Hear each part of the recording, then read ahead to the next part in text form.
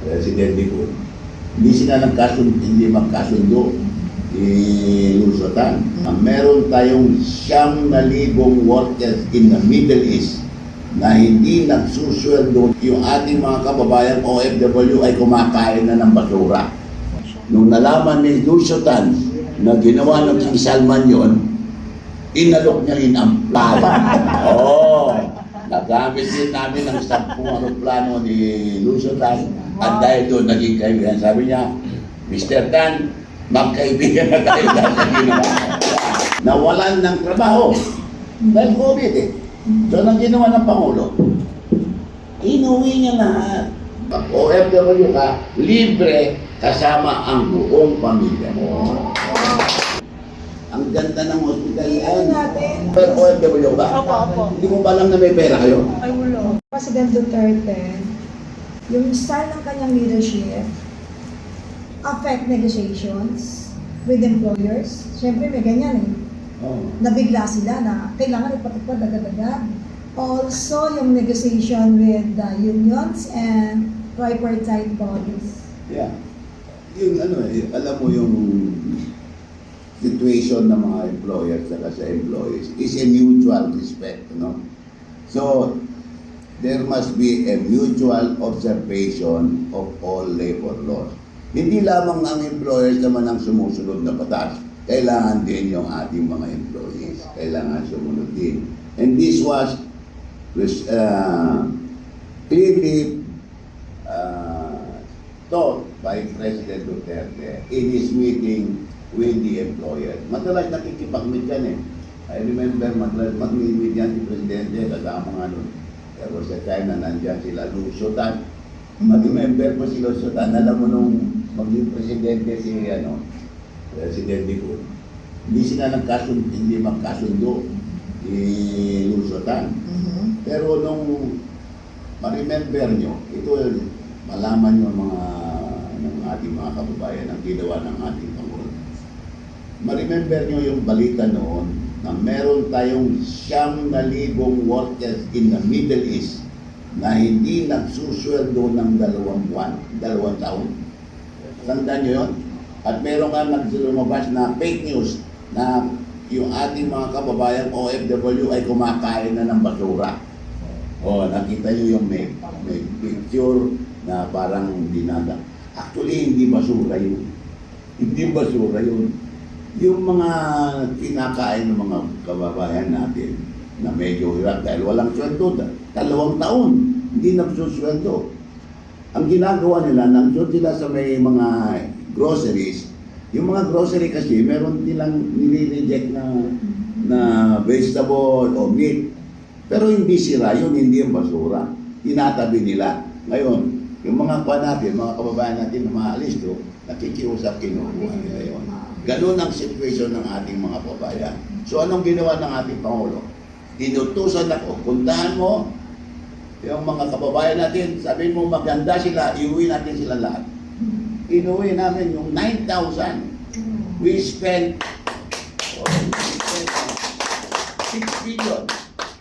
Mas malaki sana, kaya lang medyo nahiya si King Salman ng Saudi Arabia kasi karamihan sa mga Arabic leaders hindi nagbabayad ng sweldo. Inalok niya yung 5 airplane ng Qatar Airlines. Saudiya? Meron ba? Meron siyang Saudi Airlines? meron siyang aeroplano. Inalok niya. Private At airline siya. nung nalaman ni Lusotan na ginawa ng King Salman yon, inalok niya rin ang plane ng harapan. Nagamit din namin ang 10 plano ni Lusotan at dahil doon naging kaibigan. Sabi niya, Mr. Dan, magkaibigan na tayo dahil sa ginawa. Inuwi niya. 9,000 inuwi niya. Pero nasingin na rin yung 4 billion. Oo, yung tax. Nasingin na rin siya. Ayan yung Ano una. ba? Ano nga? Pero mo yan, pinauwi niya yan. Sa gaya na, alam niyo dito dapat malaman ng ating mga kabayan kung ano nagawa ng ating Pangulo. Ma-remember niyo nung COVID? Ma-remember niyo yung COVID? Yes. lahat ng mga kababayan natin sa abroad, naka-deploy sa abroad, nawalan ng trabaho. Dahil COVID eh. So, ang ginawa ng Pangulo, inuwi niya lahat. We brought home 1,222,000 OFW. 1 million. At uwi sila. Kaya ito si Secretary Kapdak, bilib ako dyan. Bagay talaga siya dyan sa DMW eh. Kasi siya ang OWA administrator noon. So, lahat ng mga umuwi, every day may umuwi ng mga OFW, nandyan siya sa airport. Pagdating sa airport, antigen. Pagka positive, hospital. Pag negative, hotel. Kaya noon, nung COVID, walang mga hotel guests, di ba? Dahil COVID eh. Kaya kami, the Department of Labor, ang bumuhay sa mga hotel. Manila Hotel, Sofitel, Diamond Hotel, Conrad Hotel. Pinuno namin yan ng mga OFW. Biro mo, 5-star hotel, ang Conrad is 6-star hotel. Hindi pa ako nakasubok dyan. Pero yung mga OFW natin dyan sila, puno. Pati Sogo, puno.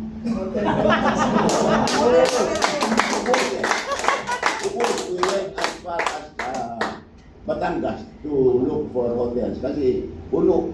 Biro mo, 1,020,000 na OFW. Inuwi namin yan.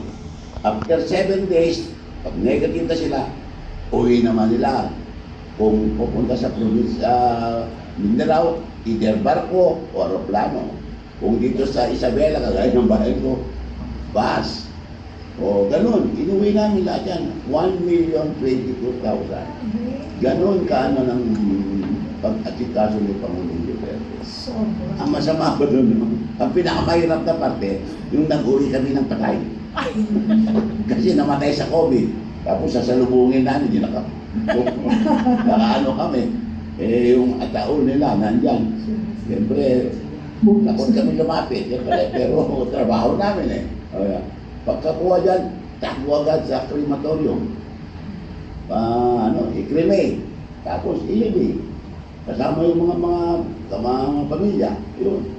Ganun ang inuwi ng Pangulong Duterte. 1,022,000. Yun ang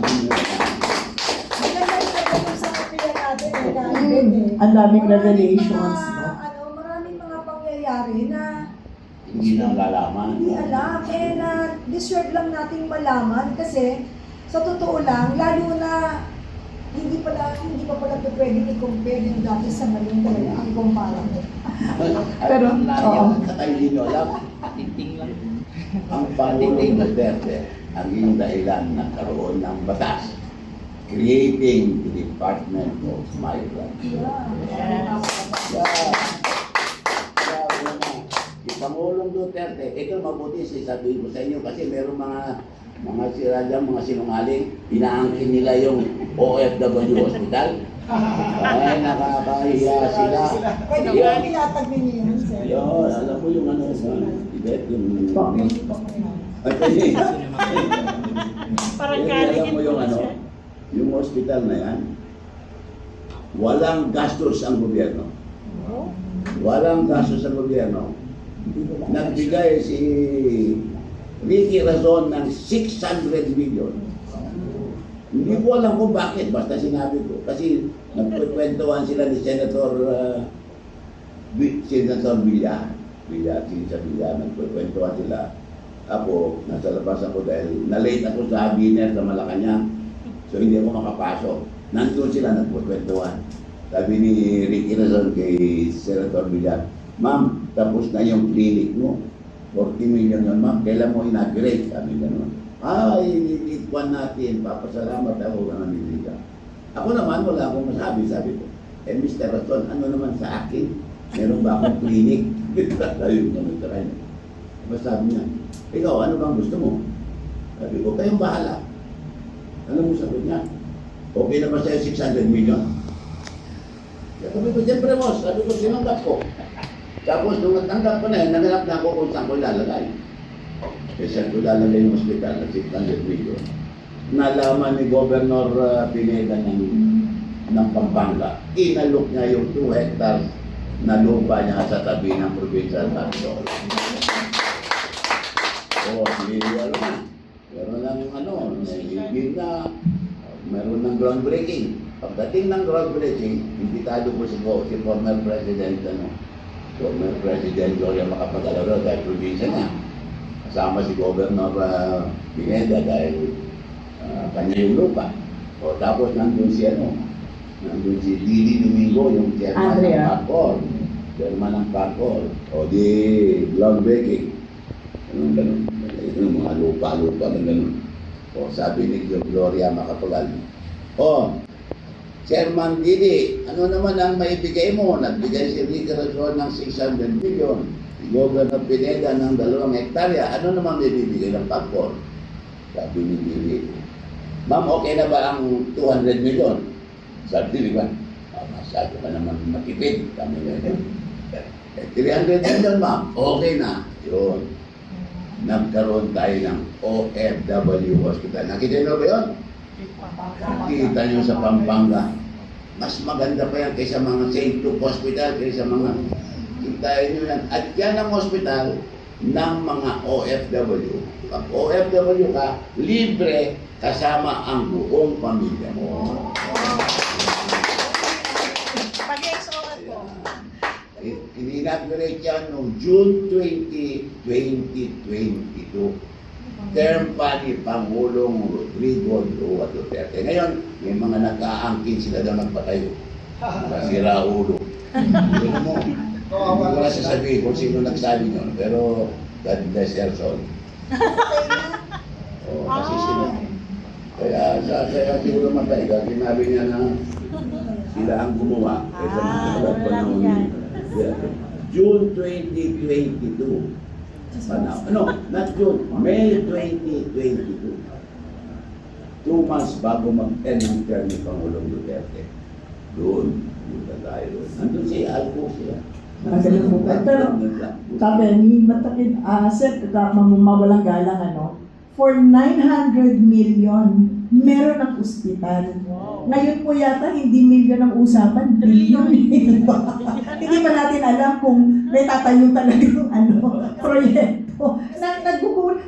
Nagugulat lang po ako sa candidness ni Secretary Bello to be able to come up with a hospital dedicated for our OFWs to that amount, na pwede na pala sa ganyang halaga. Pwede. Ayan kita mo, hindi nyo pala nakikita pa yung mga ang ganda ng hospital yan. natin, baka, Ayan, pakita Sir mo Jim, dyan. baka pwede i-search, tapos ipakita mo dito. Pwede i-search, tapos pakita mo. Hospital. Secretary, for OFWs lang yan o may iba pa? Pati ba yung family members nila? Buong pamilya. Buong pamilya. Alright. Yung mga hindi OFW, pwede rin kaya lamang bayad. Paano Ang po? mga libre dyan, yung mga Ex-OFW po. Ha? Ex-OFW. Kasama na Yung mga ex-OFWs. OFW. Hindi, ex. Dati na. Kasama daw po.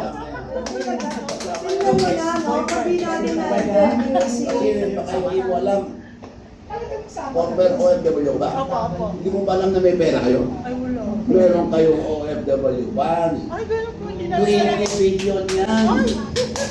20 billion yan. Sino mo, hindi nyo alam. Para saan po yun, Seth, yung OFW fund? Yung pera nila na naiipon, baka meron kayong contribution dyan Opo. And then, yung fund na yun, Hawak ng OWA yan. opo, and then, pagkatulad niyan, Kailangan ng mga OFW, bibigay sa kanila. Kagaya ng mga OFW na inuwi namin, opo. nakakuha kami dyan pambayad doon sa aeroplano. Okay. Yung mga OFW na until now ay hindi pa po nakukuha yung mga ganun. Ano? Paano po? Tulad ko. Ako hindi ko alam yan. Pero Pumunta ka doon, meron namang doon meron namang register doon. Pakita mo lang ID mo na former OFW ka. Entitled ka. Yung passport, sir, pwede na yung passport na. Pwede yung passport mo.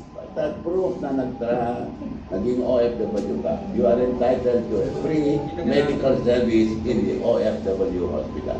Second galing, kasi kita mo sila rin, vlogger yan for so many years. Oo, kita mo. No? Hindi namin alam, sir. Kasi ang dami rin naman lumapit sa akin eh, mga OFW, kung paano ba yung sa hospitalization, baka meron kayong kilala na, yung mga sa akin, wala na masyado. Di ba, Pagkatapos Secretary? yung GL, nawala na rin yung pala, kahit di kayo mangingi, may pondo pala kayo. Baka na hindi natin alam. Kasi Pwede yung pamilya mo